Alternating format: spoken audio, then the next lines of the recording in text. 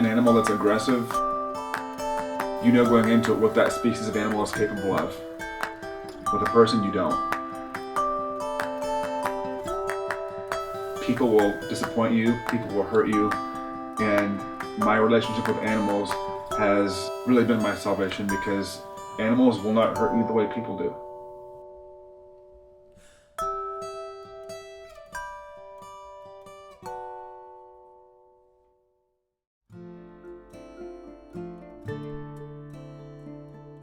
My name is Daniel Kelty, and I was born June 25th, 1968 in Dayton, Ohio. My mom was 15 years old. She had just turned 16 the month before I was born. So needless to say that I was an unplanned event. My birth name was Donnie Marlowe, was the name I was given. And I was a very sick baby. I was a very sick child. I had a pretty serious heart condition, and I was not expected to live.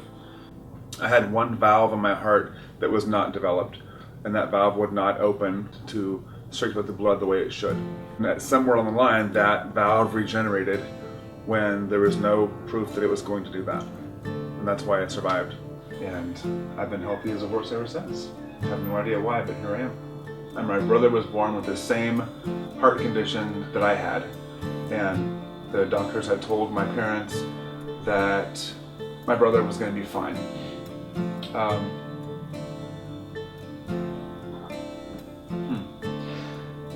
Anyway, he wasn't supposed to die, but he did. So we buried him, and I think that's where things started to go bad for me, because people never understood how guilty I felt just for being alive.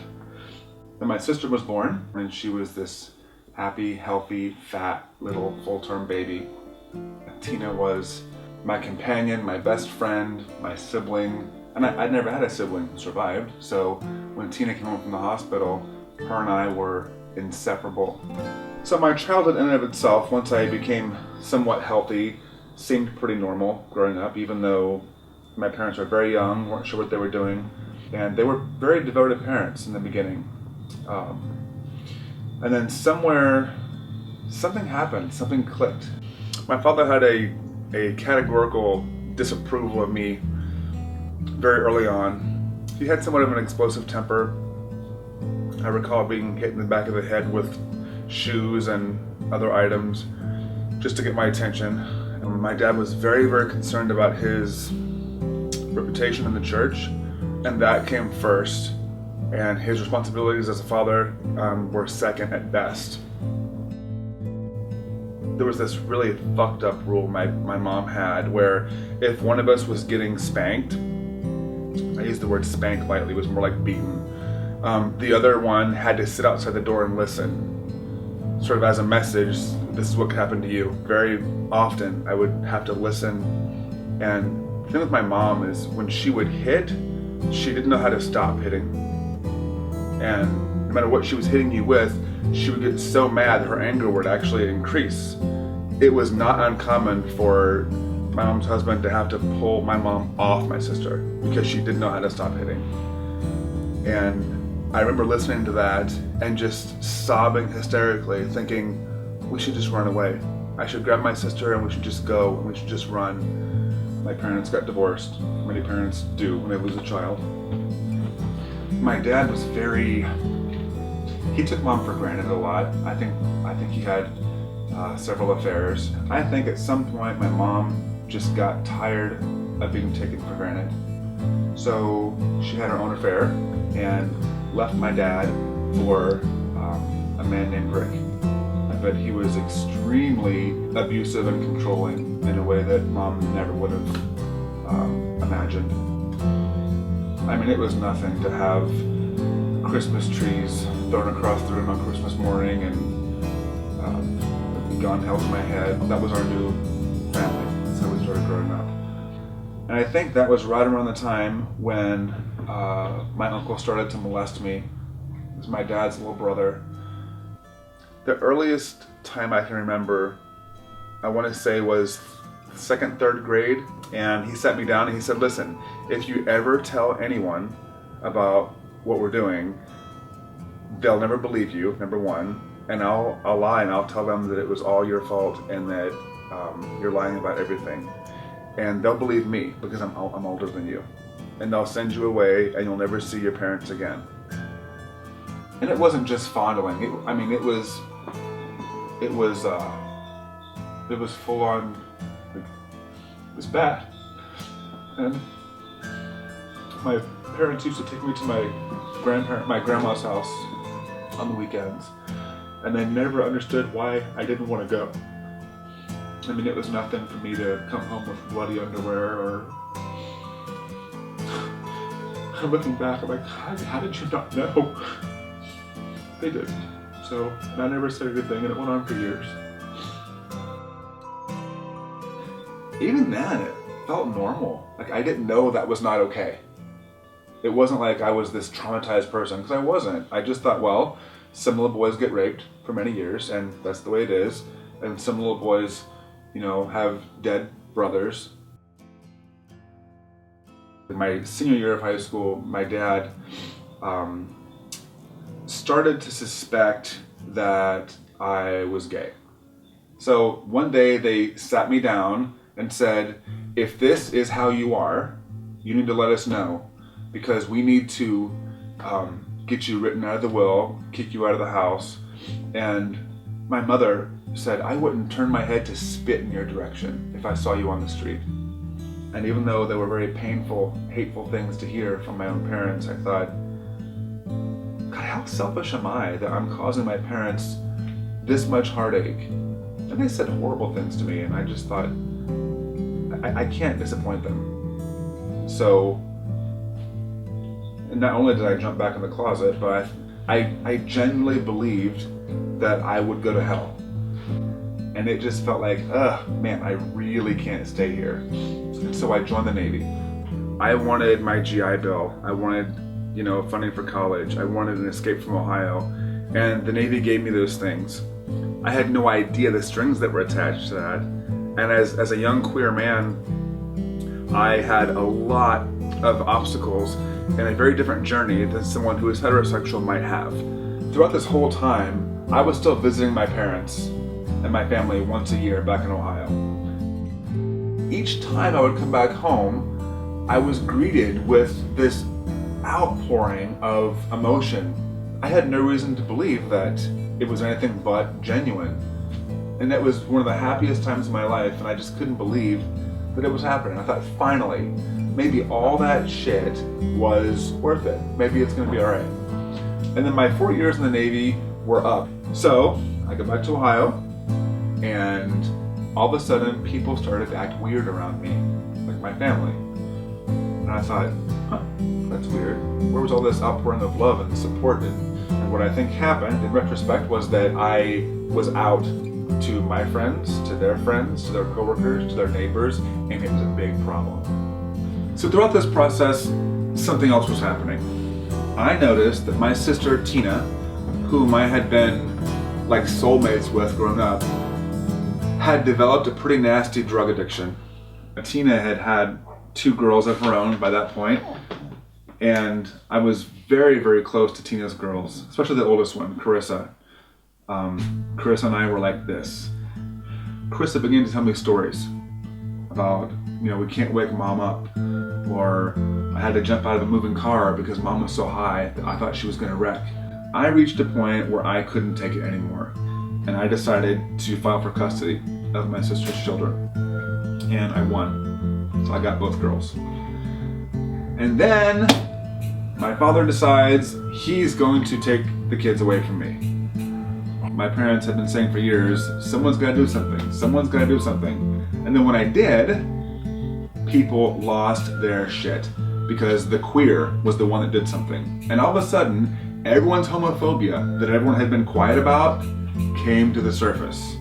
I had aunts and uncles and cousins, the same ones that were holding up signs saying, "Welcome home, Kladani," were now in the courtroom saying, "He's a faggot, he's a queer." And everything I'd worked so hard to create in my character and the things that I had accomplished and done was being ripped apart to shreds. There are many, many antics that went into them trying to sabotage me and lie in court. I overheard my dad in the hallways of the courtroom, like boasting about it.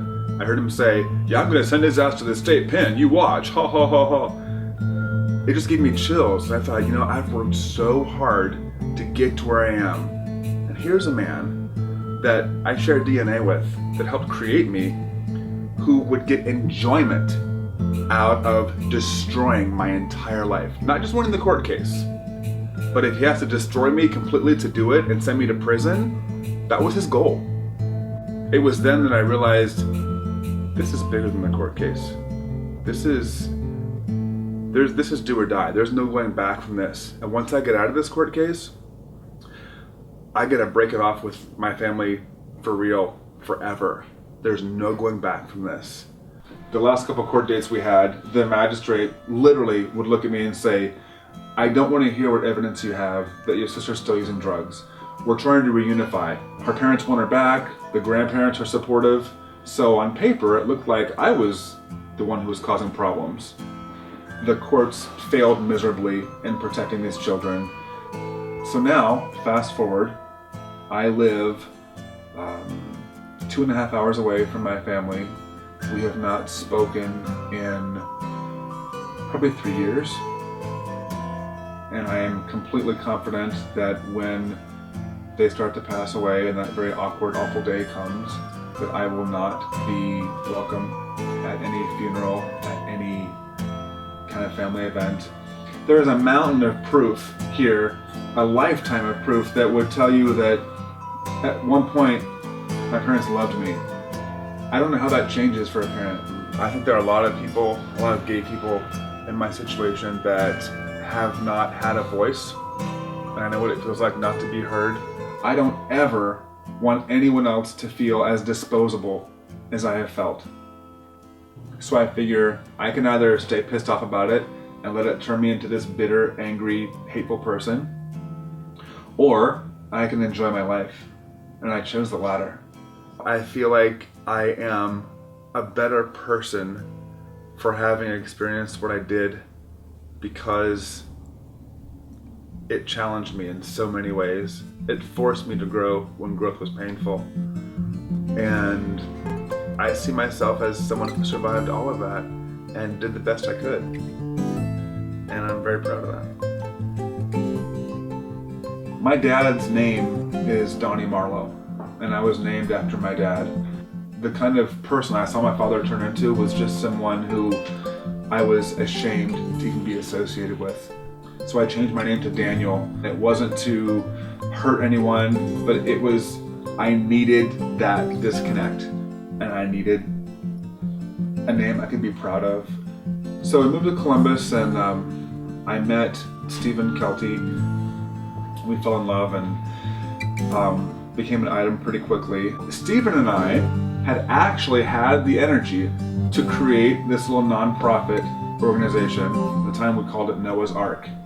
And what we did was we took in orphaned and injured wildlife, and we rehabilitated the orphans and released them back into the wild.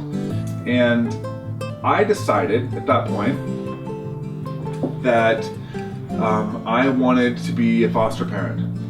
And the universe sends us these two itty-bitty little toddlers. They were my kids, they were I looked into their eyes and I saw them as my children. And they called me daddy. I'm like, there's no way I can go back from that. So we completely broke ties with the foster agency and said, we're adopting them. And that, hands down, has been, I think, the best decision of my life. And so when we adopted them, unbeknownst to us, there was this adoption credit. We took the money that we got from the government from adopting these two beautiful little boys and made a down payment on this farm. So if it weren't for them, we wouldn't have the means to start any of this. And I never forget that, ever. Our Noah's Ark sanctuary has turned into something even more than what I ever dreamed that it would, and I think it's only going to get bigger. We created another name called Wild Ohio Ranch. We're licensed by the USDA to have animals that are from the wild. In addition to that, we've also taken in some abused and neglected barnyard animals. Part of my motivation for creating Wild Ohio Ranch was to create a space where LGBT youth can come and feel included in something, where they can feel connected to nature and they can feel important, like they matter. When their biological families have thrown them away like a piece of fucking trash, that they can matter and they can understand their place on this earth. So Stephen and I got married in downtown Dayton with about 9 or 10 other couples in this big group ceremony. We included our 2 little boys into that ceremony. I think it really sent a message of, you know, your daddy and papa really are a family, no matter what anyone else might ever tell you. I guess if you ask me today what family means to me, it's that family has nothing to do with DNA. Family is defined by the people that you choose to have around you and the people that choose to be in your life. And whether you share DNA with them or not, that is family. Stephen and the boys are more family to me than anyone I've ever known in my existence. Those little boys are as much a part of my soul as I am to myself. After all of the bullshit and trauma that my family put me through and all the heartbreak and disappointment, all of it, this is my happy thought. And you know what? It's a pretty damn good one.